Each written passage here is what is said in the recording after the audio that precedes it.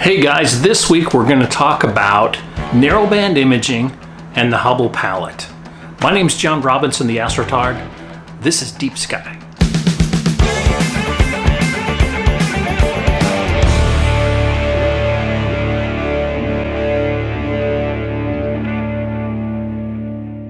Have you guys ever wondered what is the Hubble Palette and what is this strange combination of gases and mixtures of colors that you see from the various photos that you've looked at from astrophotography? I used to wonder that, and for a long time I wondered, how do you mix narrowband images to create the Hubble Palette? So this week I really want to spend some time talking to you about what I've learned. What is narrowband, compared to broadband, and what is the Hubble Palette? The visual spectrum ranges from 350 nanometers to 700 nanometers, red on the longer end, green on the medium end, and blue on the low end. This is the visual spectrum of light. Light wavelengths that are below 350 and above 700 nanometers are not visible to our eye, although they're abundant throughout the universe. Speaking of X-rays, microwaves, ultraviolet rays, infrared, those types of wavelengths. Now, I capture the night sky with a black and white camera. The reason that I do this is that it's more quantumly efficient to capture photons using a black and white camera than it is using a color camera. But that means, since I use a black and white camera, if I want to create a color image, I need to capture 3 separate sessions on the same target. 1 session for red, 1 session for green, 1 session for blue, and then mix them together. Here's an example of what I'm talking about. Here's a picture of Saturn. And these would be accomplished by putting a red filter in front of the black and white sensor, such that it's only allowing the red wavelengths of light into the sensor. Similarly, putting a green filter in front and a blue filter in front, capturing the image, and then mixing the 3 together to produce the image like this. This is essentially the way I produce images. Capture them in black and white and mixing them together in the different channels. So if you think about what the universe is made up of, the elements of the universe and stars and stuff like that, primarily we're talking about hydrogen, helium, oxygen, sulfur, carbon, some of those basic elements there. And if you look at the visual spectral analysis of some of those elements, in particular sulfur, hydrogen, and oxygen, you can see how they map out on the visual spectrum here. Sulfur is kind of a dark red and a longer wavelength. Hydrogen is kind of the red, and oxygen is the shorter wavelength and sort of in between blue and green. It's then interesting if you were able to capture those visual spectrums of light, you would essentially be capturing that type of gas in your image. So in fact, that's what we're doing with narrowband imaging. We're putting a filter that's sensitive to those specific frequencies of light for sulfur, hydrogen, or oxygen.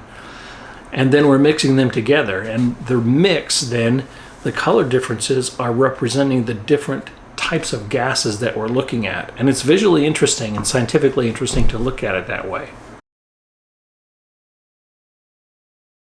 This is what the pillars of creation in the M16 Eagle Nebula looks like in true color.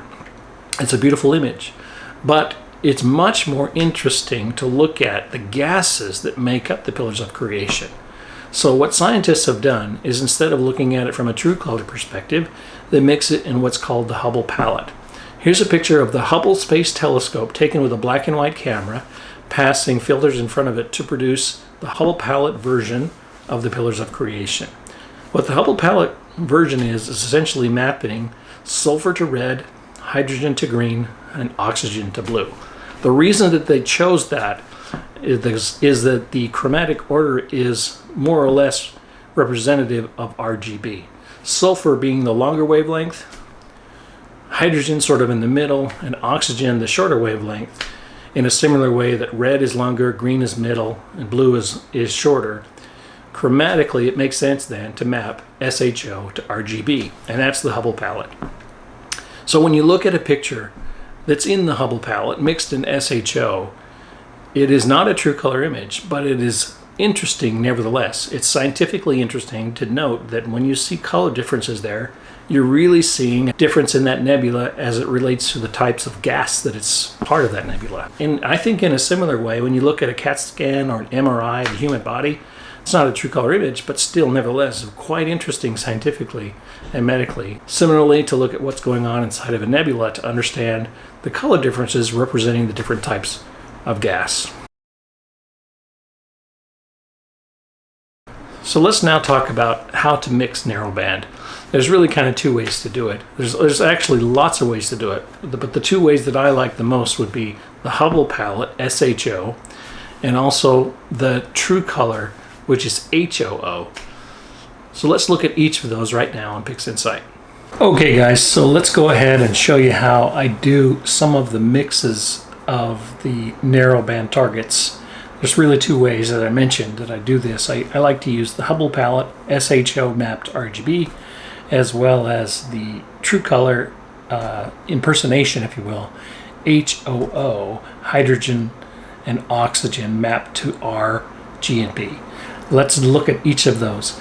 Now here I'm going to bring up PixInsight, and I've been working on this target called Messier Object Number 8, M8, or the Lagoon Nebula. And it's an interesting target to look at in narrowband because each of the three filters, sulfur, hydrogen, and oxygen, are very different. Here's about 11 hours of data on that target. This is sulfur, and this one is hydrogen. You can see hydrogen and sulfur are quite different in the way they look. And then here is the oxygen. So all three together, you can expect, are going to produce some really interesting color variations depending on how you mix this. So this is a good test subject to show you how I mix narrowband. Other targets may not be so sexy because the differences between sulfur and oxygen are negligible and hydrogen is always dominant. But in this particular one, it's very distinct between the gases, so I'm starting with the Lagoon Nebula. So here we have S, H, and O, sulfur, hydrogen, oxygen. And if you remember, for the Hubble Palette, we mix that with, using pixel math here, red is sulfur, green is hydrogen, and blue is oxygen.